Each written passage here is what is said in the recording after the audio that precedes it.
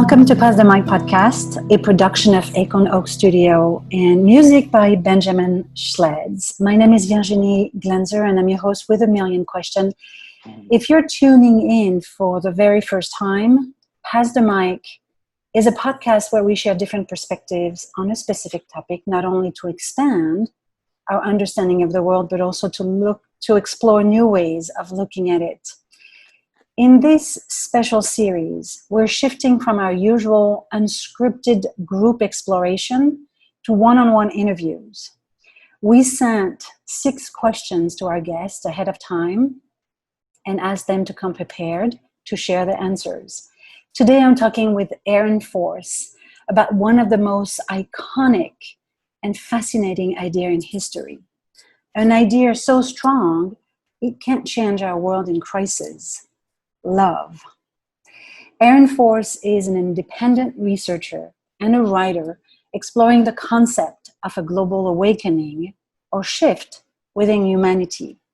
He experienced his own spiritual awakening in 2015, an event that has led him to develop and discuss ideas about ego and the nature of an expanded state of consciousness to impact humanity's future. He is also the author of a book, What is the Transpersonal Entropy, available on Amazon. Welcome, Aaron. Oh, good morning. Thank you so much for having me. Happy to have you. Wonderful. We're living in a time none of us, and I'm sure you'll agree with me, have ever expected to see outside a dystopian movie or novel. Mm-hmm.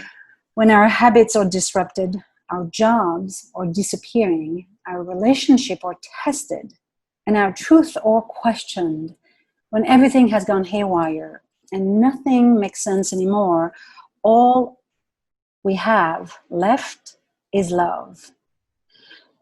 So, Aaron, how do you define love?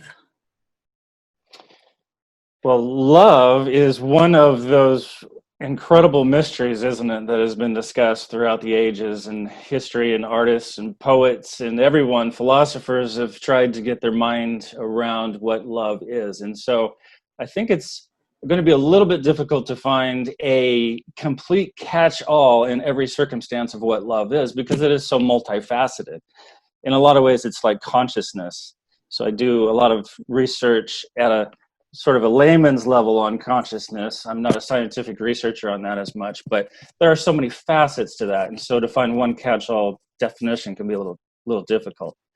And I mentioned to you, and you know me enough a little bit, that some of my perspectives, having come out of my personal spiritual awakening, my personal experience with some of these more developed concepts of the universe that we have. Some of my concepts are a little outside of the normal, a little bit. So in terms of love, there are a lot of probably pat answers in terms of what society thinks that love is. Love is something that is thrown about in movies and in songs, and so loves me, or I love so-and-so, those types of things that are kind of ooey gooey and somewhat temporal, passing thoughts about love. But to me, love is something that is much more foundational to the universe itself, to everything, as a base quality that exists.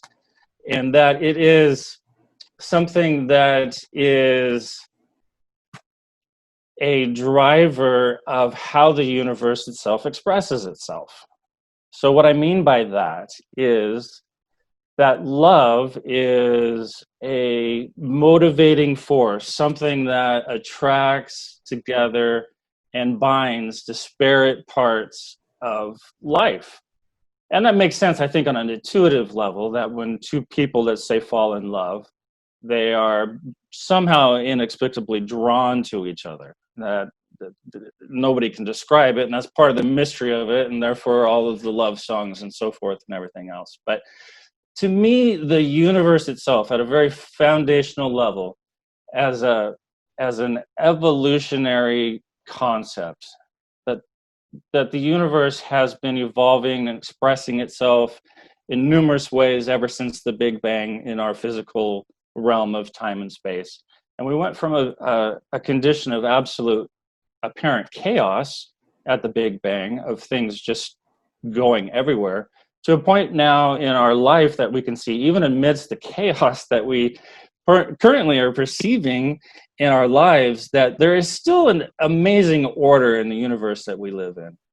That there in nature, in the organization and order of how our bodies are completely ordered and organized in terms of the multiple systems within. There's a great order within the universe. And to me, love is that motivating force that draws and binds things together. Now think of it this way, in terms of, if we take the biblical analogy of God. God in the Bible is described directly as love. God is love, the Bible says. And we also see in the New Testament, we see that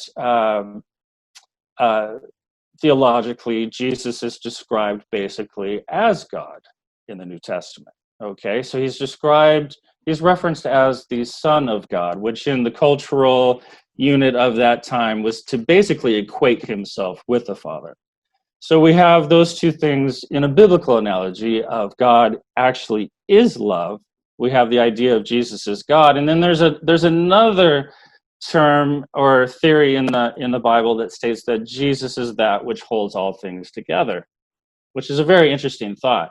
So then you have God is love, Jesus is God, and Jesus holds all things together. So basically, in terms of that analogy, I think it's a really good one in terms of a more general spiritual approach, that if we look at the universe itself as something that is driving a greater wholeness within all things, that it is actually love that does that the universe itself is consisting of love. Love draws all things together, and love holds all things together. It's an interesting way to take a look at it. And in terms of our human experience, I think there are some things that are intuitive about that. It's just it happens. My perspective happens to be a little deeper than probably the average person. Great, thank you. Love is the universe. Yeah. So during this time of isolation and unrest, how do we as humans find love? Mm-hmm. Well, that's a great point. And the idea of finding love in a time which is a period of somewhat of a unrest for us, somewhat chaotic in our personal experience, is the idea of actually going inward. I believe that our spiritual experience, which is not to be sort of too woo-woo or too mystical about it, in the essence of spirituality is basically to go inward and to find our more truer nature and self, which, by the way, I think ties right back to the universe. I think we are the expression of the universe itself in time and space. And so I think so many of us, when we look at the chaos of the world around us, we feel like it's falling apart. We're looking to the outside things. It is the human ego that looks outward. The ego always looks to out there for salvation. And we can see that's not a very good place to look right now for the idea of peace and joy, which are intimately related to love. And so love, by the way, is this idea of wholeness, right? Of coming together and becoming more than two, becoming more of one. And the more that we try to look outward for our experience of love, the more elusive that's going to be.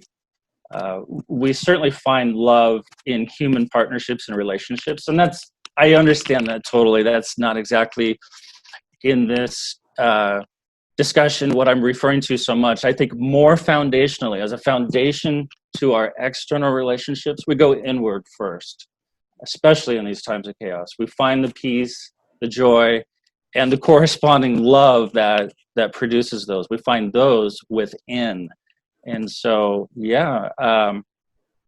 maybe a little difficult of an idea for some people because we are so conditioned to look for love, joy, peace, any of those spiritual qualities outside of us, but they're found inside.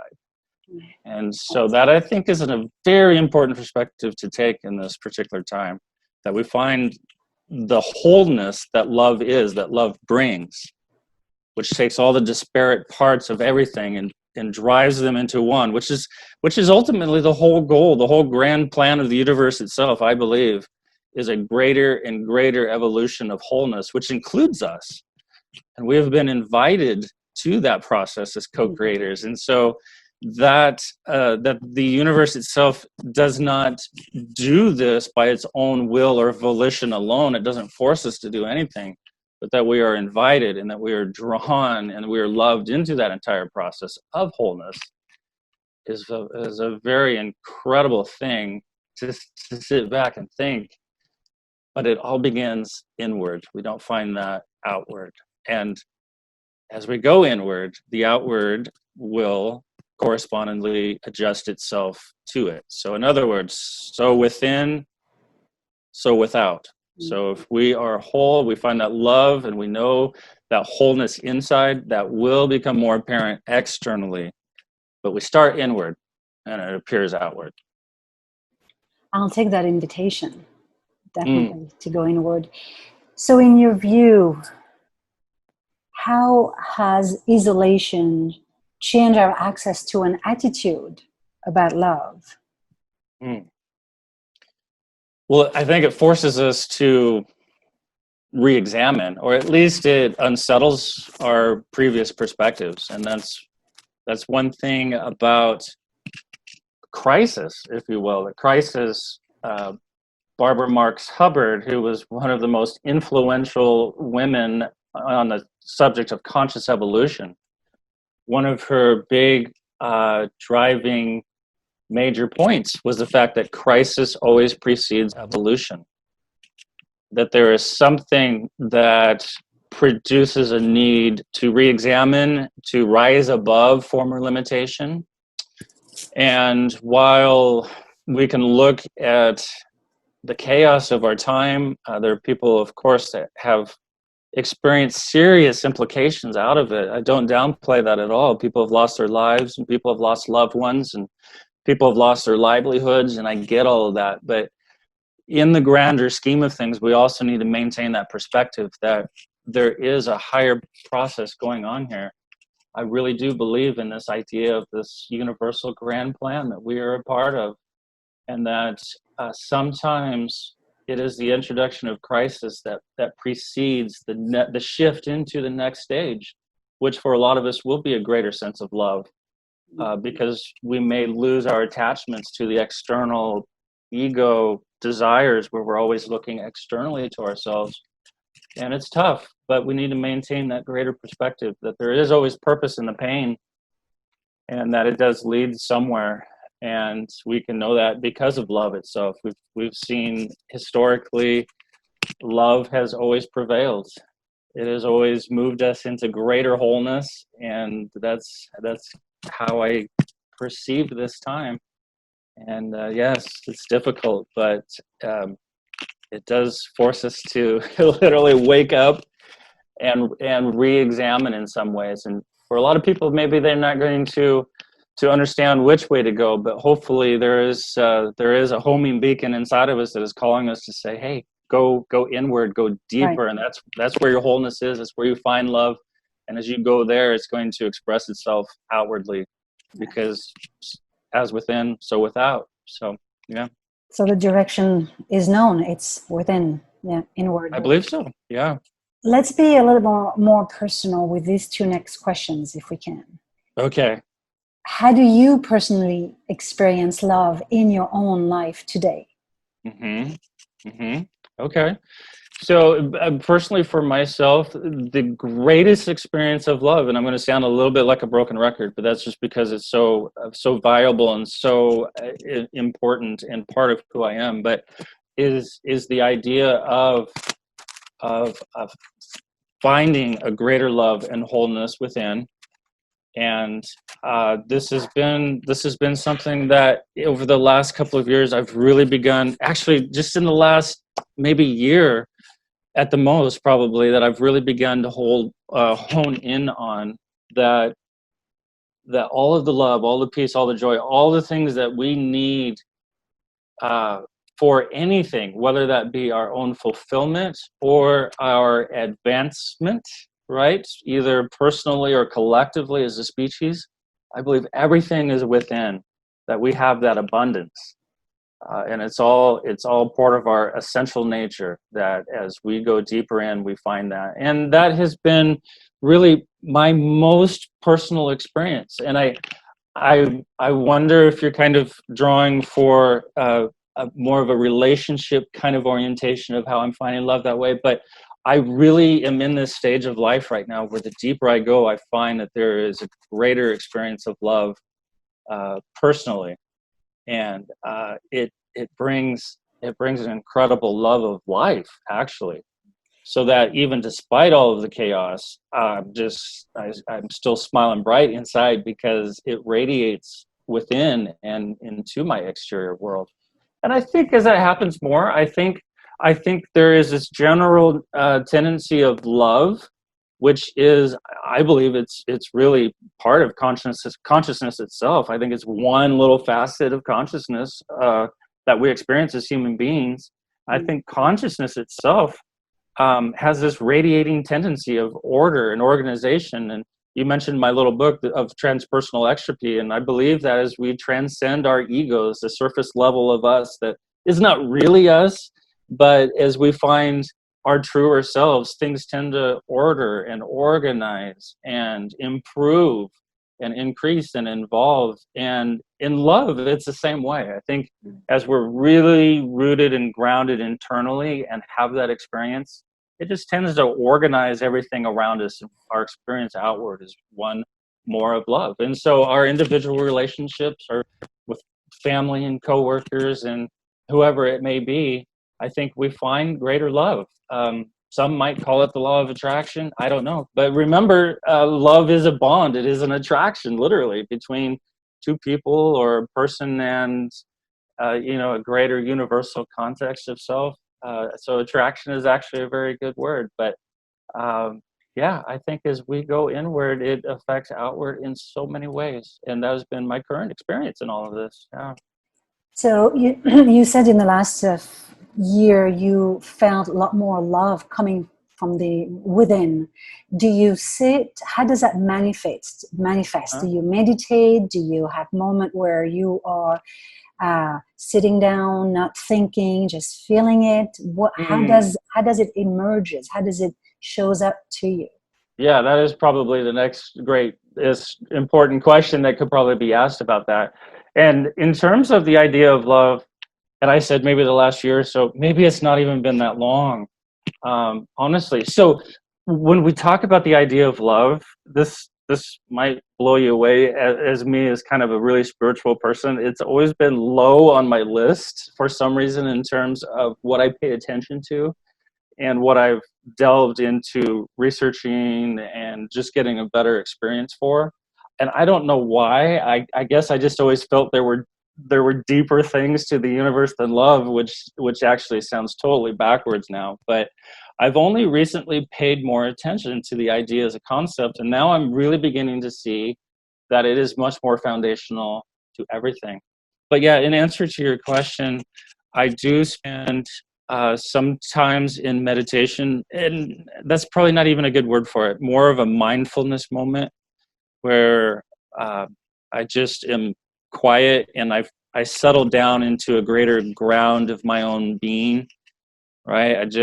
I feel my way into who I truly am, which is far more than Aaron Force sitting right here on a spiritual level.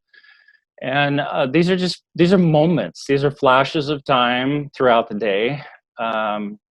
Maybe 30 seconds here, a couple minutes there, where I just find that space. And as the ego and everything about this surface world kind of dissipates for a little bit, it's just kind of like a vapor that clears a little bit, and then you get a truer opening experience. You can almost breathe a little bit. You can just this is kind of who I really am. And in that nature I'm finding that is love, because that is wholeness. And so I think love and wholeness are really equated. Love is a whole drive to taking the disparate, the fractured, the splintered, and making it whole again. And that's the whole universal drive, I think. This grand plan is to take everything and make it more whole. And as we just settle for a few minutes at a time, doesn't have to be, in my opinion or my experience, doesn't have to be an hour of sitting cross-legged on a yoga mat and trying to get there to that place. It's just retouching at various points. Yeah, in the moment. And the moments reveal themselves. There are times when it's not appropriate, when, like right now, or other times where we need to be engaged in this time and space reality that we're in. At times we have to be engaged, but other times, and they seem to present themselves. It's just a moment here or there. I think that's so powerful. Anybody can do that. Once they understand that, it's just, walking on the way to the water cooler, or the drive home, or whatever. It's just let some of that go and go inward. Anytime we can go inward, we're going to have a greater experience of love. I feel love right now about you talking about love. Yeah, the time, it has that quality, doesn't it? There's an energy to love, right? So we know all things are energy, and that's not super mystical. Scientists will tell us. Einstein would have told us everything is actually energy, and that's a fascinating discussion on its own point. But as in terms of energy, there are different wavelengths, right? There are really dark, depressing energies, and then there's love, right, which is the top of that list. There's just joy and peace and love, and it radiates. So I'm in Seattle, you're in New York, and it's just there non-locally, as if we were sitting in the same room. And that's one of the experiences of love. So think about how powerful that is. The more that people begin to feel love, express love, even just talk about it and bring awareness and attention to it, globally, to me, that has an effect. And there are researchers that study issues of consciousness and things like that say it is non-local. It affects everywhere across the globe. And I think it's just so powerful for us as humans in our stage. Right. So that brings me to the other question. What is the biggest act of love that you've personally witnessed? Mm-hmm. Yes. Okay. So for me to see that, so a lot of people will say that one of the greatest expressions of love is the act of creating. Because by creating, we invite something new. We usually invite people to participate. The universe itself is about creation, right? So we've gone from this big bang to everything that we've seen, constantly ordering and organizing. It wasn't just an initial creation, an initial genesis. It is still unfolding, and it's a constant creation process. Every one of us, you and I, we've in our personal lives, we're creating or co-creating with the universe on a daily basis of who we are and becoming more, and hopefully following our callings and contributing to that overall grand plan of the universe that I keep talking about. So in this idea of one of the greatest expressions of love being creation, I see that. I actually believe that, because I think it's always an opening to something greater.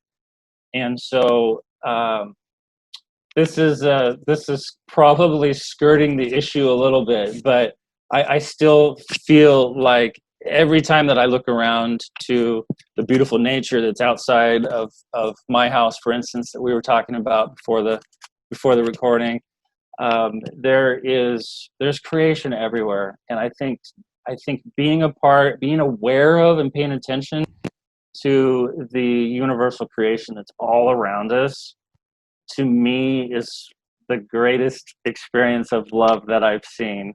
So no, I know that is not like an interpersonal relationship of love, but to me, I warned you, some of my perspectives are a little different. So I see that idea of creation, and we have been created ourselves, and we have been invited in the ongoing process of it.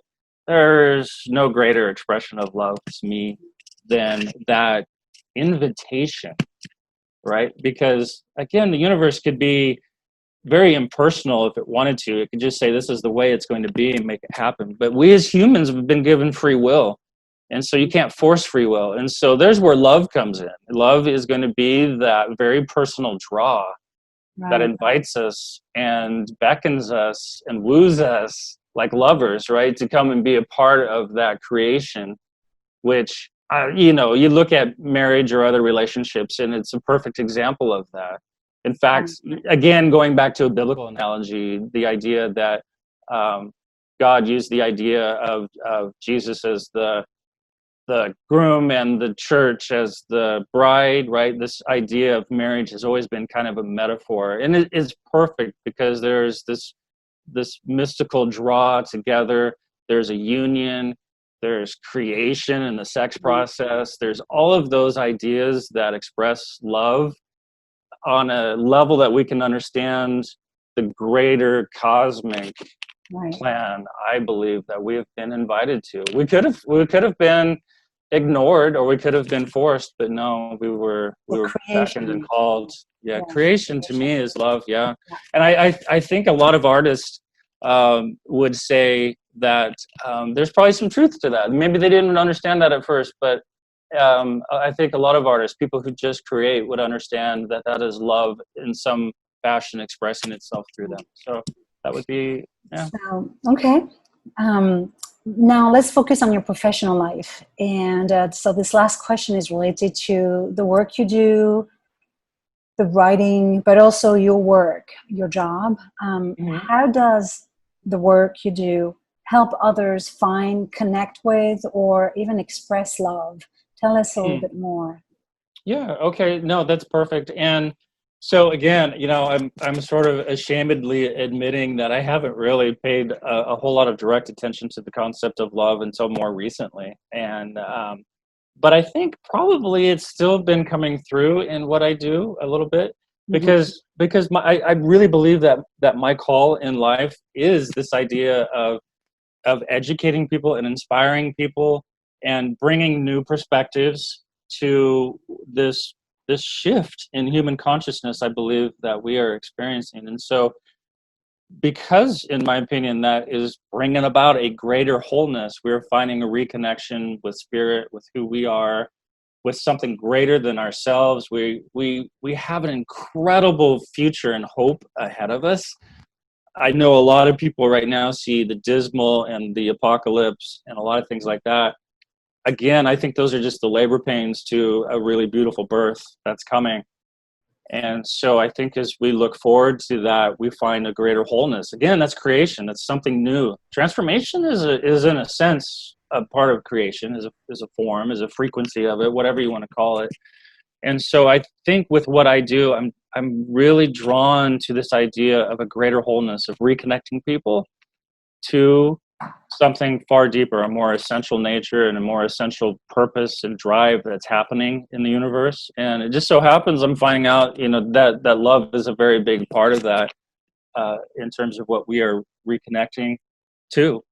But so I would say it is part and parcel. It is all through what I do. I just never really gave it a name or gave it as much thought as I do at this time. Honestly, Virginia, when you asked me to be a part of this, I jumped right on it because I knew that I had not been giving enough credence to the idea of love, and that this was going to help tip me in that direction and get me to be thinking more about it and clarifying that in my life. And I'm so glad. The timing was absolutely perfect because now it's really a new direction and a new focus for me, because I think it sums everything up so perfectly. I think it is the glue that keeps everything together, including our drive towards a more perfect future, our higher potential. So I think it's derivative of what I do. Yeah, I think you're right. When we pay attention to what we do with the lens of love, it changes our perspective and even our intention sometimes. That's wonderful. Thank you. So as a way to wrap up this conversation, let's do a little game with 4 questions that were not shared. I forgot about this. You told me you were going to do this. Yeah, okay. So we've got some fill in the blank statement for you to complete. So it's just one or few words, no reasoning behind. Just fill in the blank. Yes. Without explanation. Okay, got it. First thing that comes to mind. And if you don't have the answer, say pass. Okay. All right. So first one, the color of love is blank because blank. Oh, the color of love. I don't know that it's red. I think the color of love is blue. Because I don't know. So anatomically, our blood, our veins, we have the veins and then we have the arteries. One is red and one is blue, right? For the blood in our bodies. But it's all flow, right? There's flow that goes out and there's flow that goes in. So people think of love as red, but I think blue may be equally as valid. Interesting. Okay. Very nice. Okay. Second one. I love someone when blank. Oh, now that's a tough one because that sounds conditional. Oh, I love someone when blank. Well, if truth be known, because I am completely human, I love someone maybe when they pay more attention to who I am or respect who I am. That is conditional. We should be more unconditional. But if I was to be brutally honest, which I'm willing to be here on your wonderful episode, I would say that might be the case sometimes. It's human nature, isn't it? That we are who we are. Yeah, we tend to love maybe when we're loved first. So I'm going with it, even though I hesitantly put that out there. And I like the fact that you said it's conditioning. The question, the sentence is conditioning. Third one. So this one is a little bit more, you might find it even more complex. We think we all know what love is. Yet, when we dive a little deeper, love is not blank. Love is not. Well, love is not conditional. How about that for hypocrisy? Yeah, absolutely. That's very good. Love is unconditional. Okay. And so we'll end on that final statement. Love is blank. Love is wholeness. Wonderful. And I think we kind of went to the all the way through, because I think when you started answering the first question, what love is, that's what you, I think, originally shared about the universe, the wholeness idea. So thank you, Aaron, for sharing your personal view on how your work brings more love into the world. Thank you very much. Oh, thank you so much for having me. Appreciate it.